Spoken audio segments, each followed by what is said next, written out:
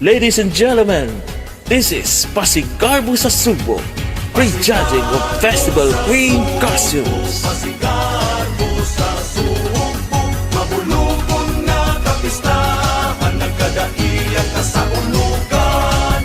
Pasigarbo sa Sugbo, Pasigarbo sa Sugbo, pagsadya kita sa kalambo.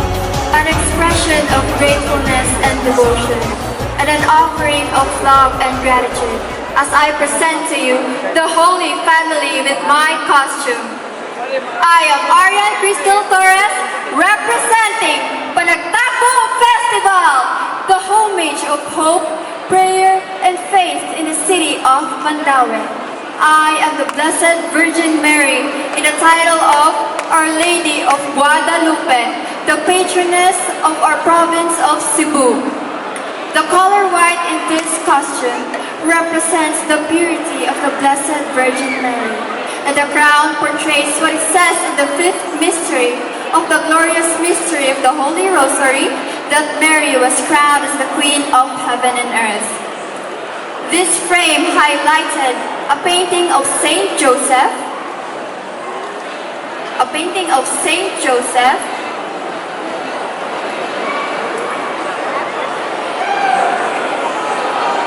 and in the back part of my costume, we can see flowers we always see on Saint Joseph's staff. It is red to incorporate and represent the color of the Holy Child, Senior Santo Niño. We use red flowers, which signify the color of love, same as how Senior Santo Niño is our fountain of love. Sagrada Familia teaches us what is family, its beauty and sacredness. The Holy Family is the temple of grace that shows us how to sanctify daily life through the example of Mary, Joseph, and the Holy Child Jesus. Mananaw! Magsadya! Magpanag ka puta! Viva! Viva! Sagrada Familia! Pasigarbo sa Sugbo, Pasigarbo sa Sugbo, mabulubon nga kapistahan, nagkadaiyak ka sa ulugan. Pasigarbo Maayong buntag nagkahiusang at Sugboano. I'm Alexandria Alsado Mendez from the municipality of Asturias, representing the Lalin Festival. Lalin means to transform. In Cebuano, pagbanhi. This native house at my back represents the settlers from Negros and Bohol. Aside from Bingkadawa and Borboron, these wood beads are also made by Asturiasno for their source of income.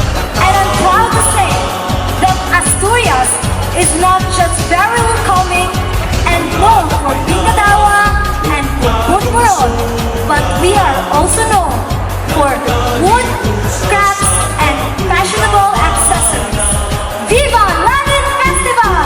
Asturias! Dumdumata! danon sa tanang higayong matinabangon, tampis nga pahiyom, subuanon nga matahom. Pasigarbo sa Sugbo, Pasigarbo. A few decades ago, Bourbon wasn't really meant to be called Bourbon, but the municipality of Silmugi. But during the pre-Spaniards, it was changed to Bourbon, which means dusty and sandy.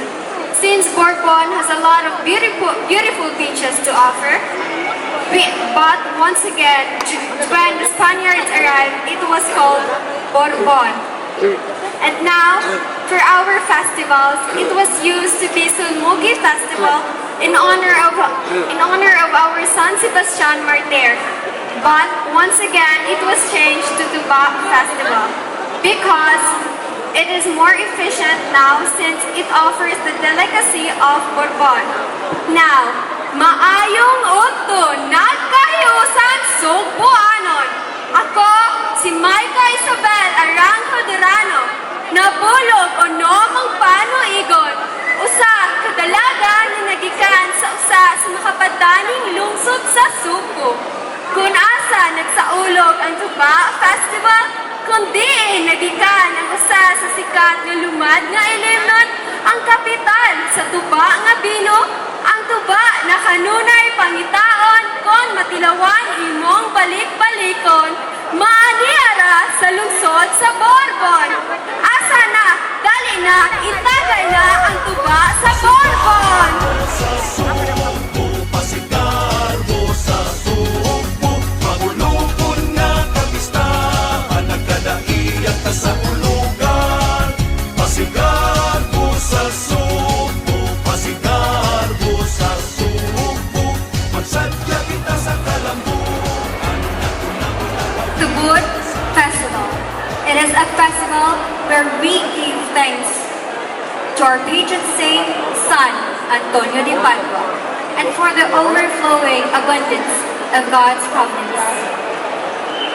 Our festival embodies our religion, our history, and our legends, including the 7 fairies of Tuburan, which represents our 7 springs. And this dress represents our beautiful beginnings, which is our fairies, our springs, and the hard work of Tuburanans. Tuburan Coffee. I am Kate Monica Tucanajes, representing the municipality of Tuburan. The Food Festival! Pasigarbo sa Sugbo, Pasigarbo sa Sugbo, magulupon nga kapistahan, nagkadaiyak ka sa ulugan. Pasigarbo sa Sugbo, Pasigarbo sa Sugbo, magsadya kita sa kalambuan, nagunang lalawigan sa tibuok kabubuan. Mayong adlaw mga Sugbuanon! Ako si Bernette Kirsten Hadraki Olivar, 16 anyos ang panuigon, gikan sa mauswagon na lungsod sa Mandabuyo! Nagrepresentan sa Puyo Festival! Viva! Viva! Viva San Nicolas de Tolentino! Viva! Viva! Uswag Malabuyo Canon! My costume is inspired by our municipality, which is the municipality of Malabuyo. It is a method in cooking rice. It is done by adding unwashed rice to boiling water. This is what we call clay pots. Clay pots are used in cooking rice, corn, and of course, the specialty, inununan. Inununan is a very delicious dish if it is also cooked in clay pots. Once again, I am Bernette Kirsten Olivar, representing the Buyok Festival from the municipality of Mandabuyo! Nagunang lalawigan sa tibuok kabubuan, usog bubahan din sa katauhan.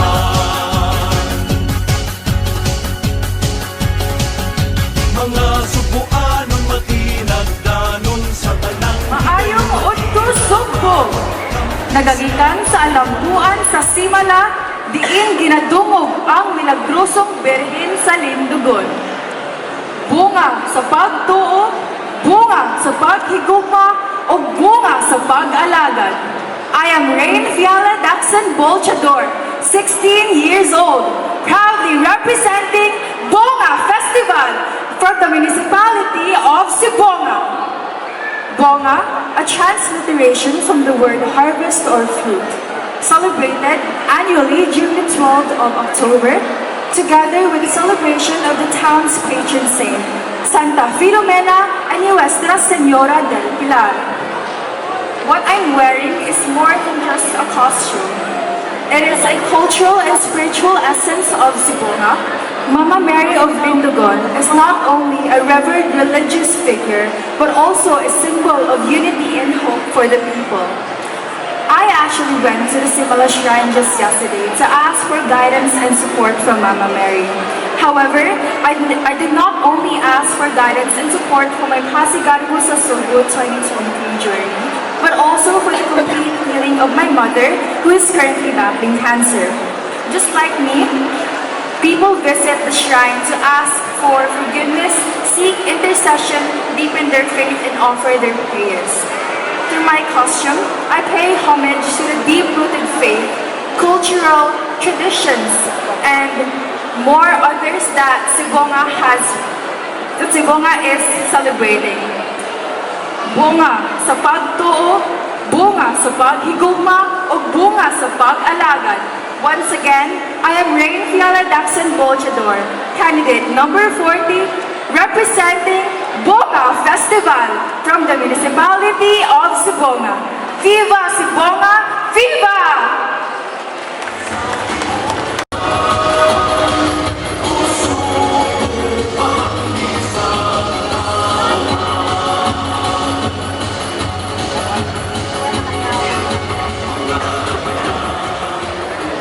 Maayong Udto Sugbo, nagagikan sa alampuan sa Simala, diin ginadungog ang milagrosong berhin sa Lindugon. Bunga sa pagtuo, bunga sa paghigugma, o bunga sa pag-alagad. I am Rain Fiala Daxon Bolchador, 16 years old, proudly representing Bunga Festival from the municipality of Sibonga. Bunga, a transliteration from the word harvest or fruit, celebrated annually during the 12th of October, together with the celebration of the town's patron saint, Santa Filomena and Nuestra Senora del Pilar. What I'm wearing is more than just a costume.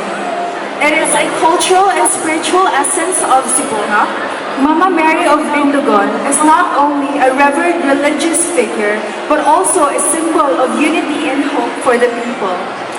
I actually went to the Simala Shrine just yesterday to ask for guidance and support from Mama Mary. However, I did not only ask for guidance and support for my Pasigarbo sa Sugbo 2023 journey, but also for the complete healing of my mother who is currently battling cancer.